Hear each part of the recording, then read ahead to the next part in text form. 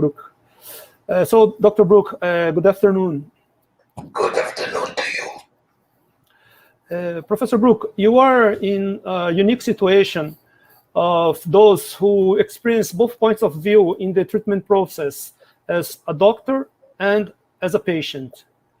In this interview, we'll try to address what we doctors do right or wrong when dealing with patients with head and neck cancer. In your opinion, should we doctors try to adopt a paternalistic stance, like suggesting the conduct that you think is best for the patient, or just expose the options that the patient might have according to his diagnosis and a stage of his disease, and leave it to the patient to decide? I think that the patient should be part of the process as much as possible. And I think the doctors should provide the patient all the information they need to look at the options and make the best decisions about their life and about their health.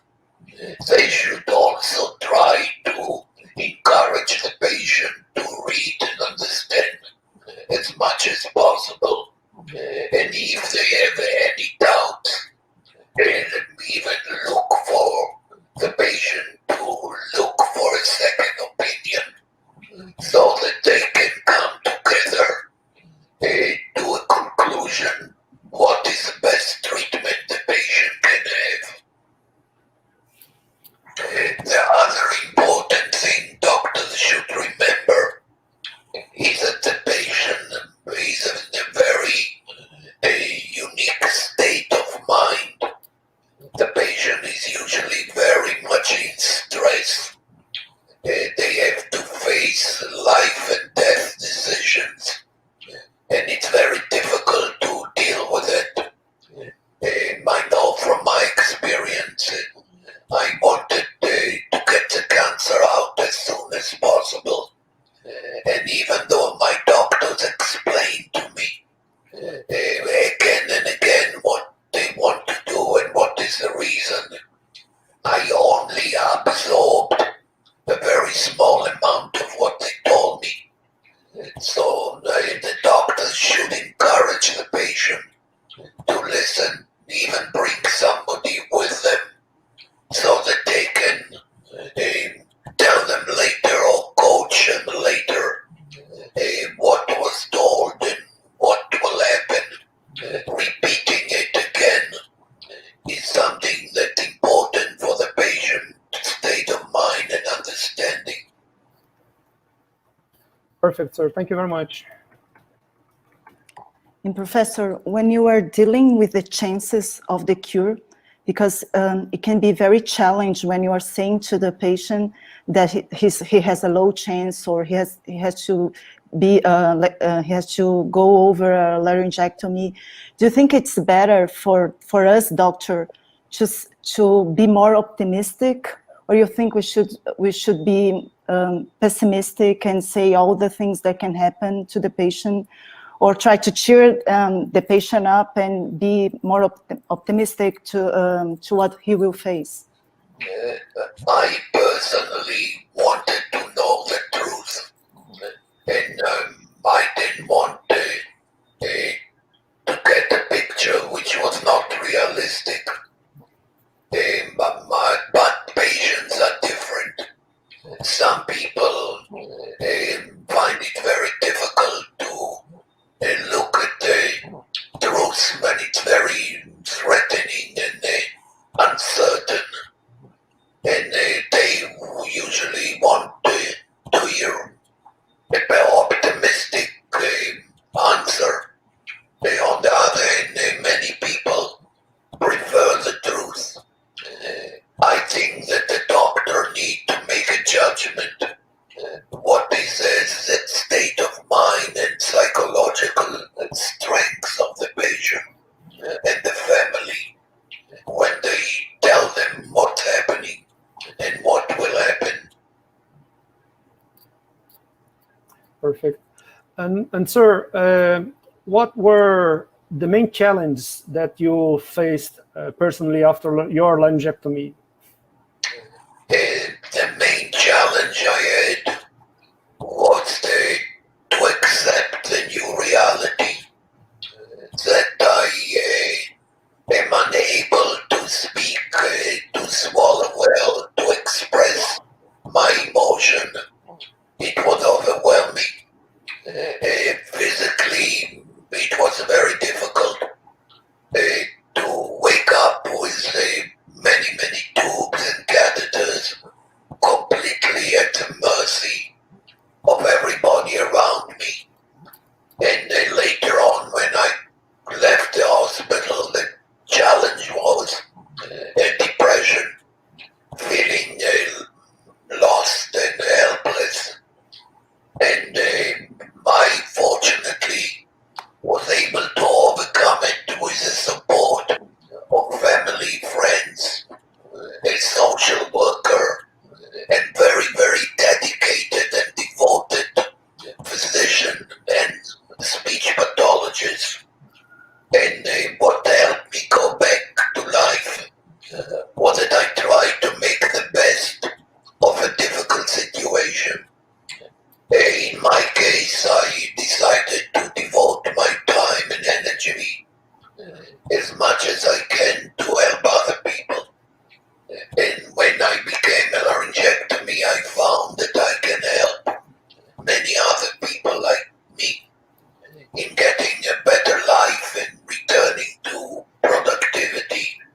And that's why I wrote the books that I wrote and lectured and wrote articles and opened up a website to help people. But everybody is different.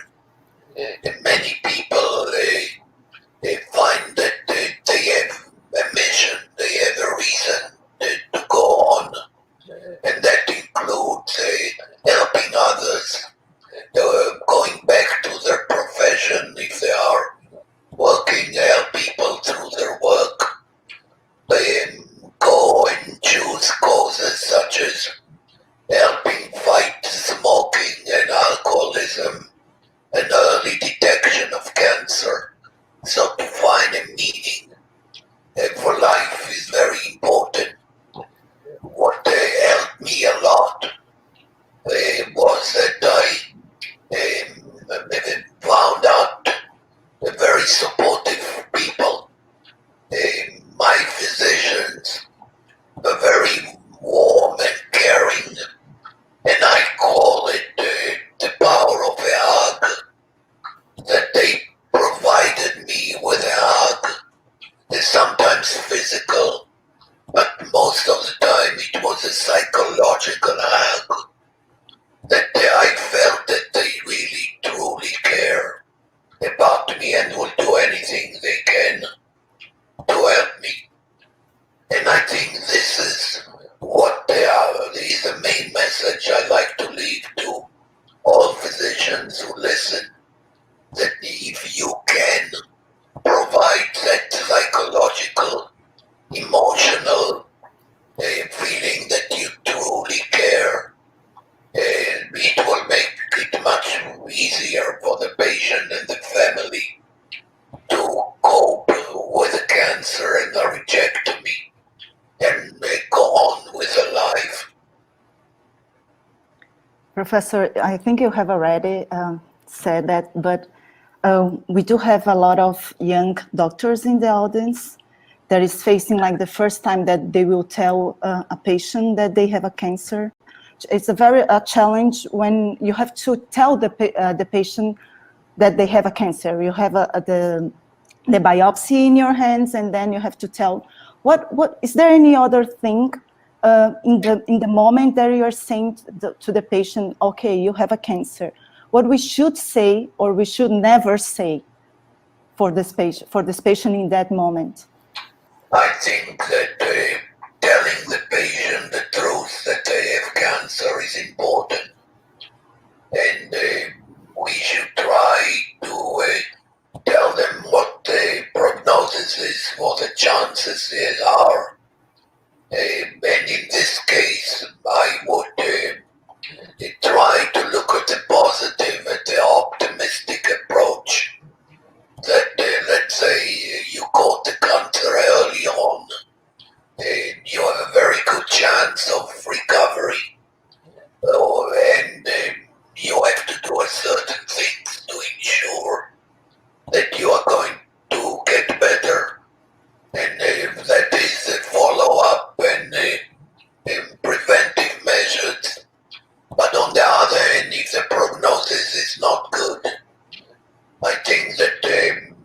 up to us to prepare them in a very delicate way to the fact that it's not going to be 100% sure that they may survive. It's only fair to let them prepare for the end of life, or prepare to whatever they have ahead of them.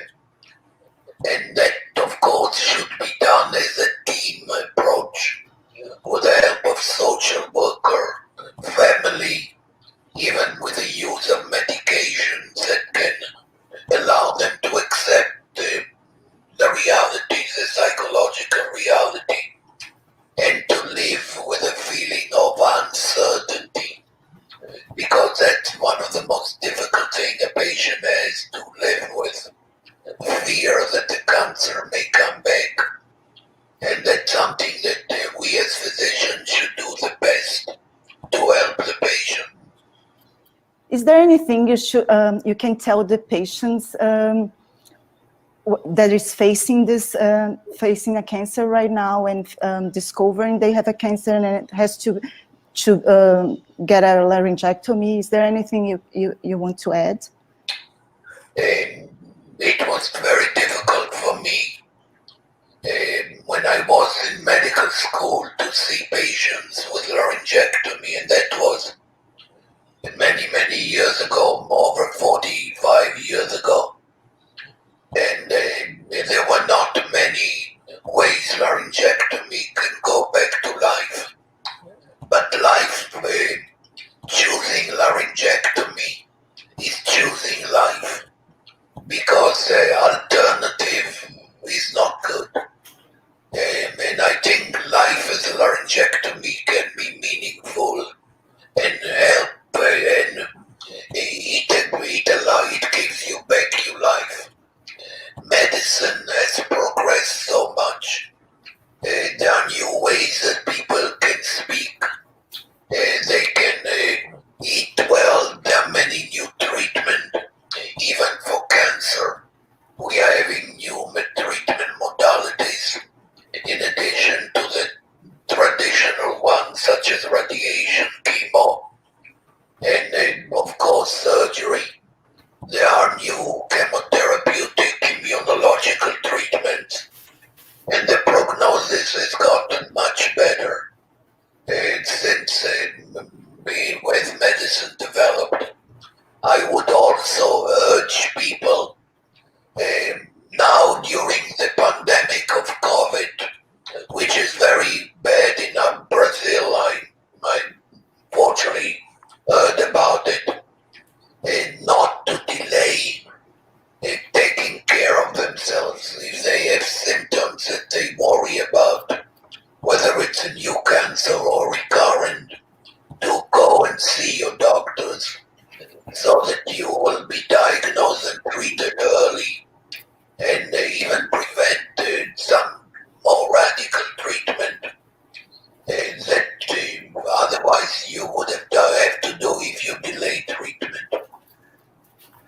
Perfect, sir. I'm glad you touched this point. Actually, this is one of our main concerns right now with this pandemic, because we know we are delaying diagnosis and treatment of this important disease.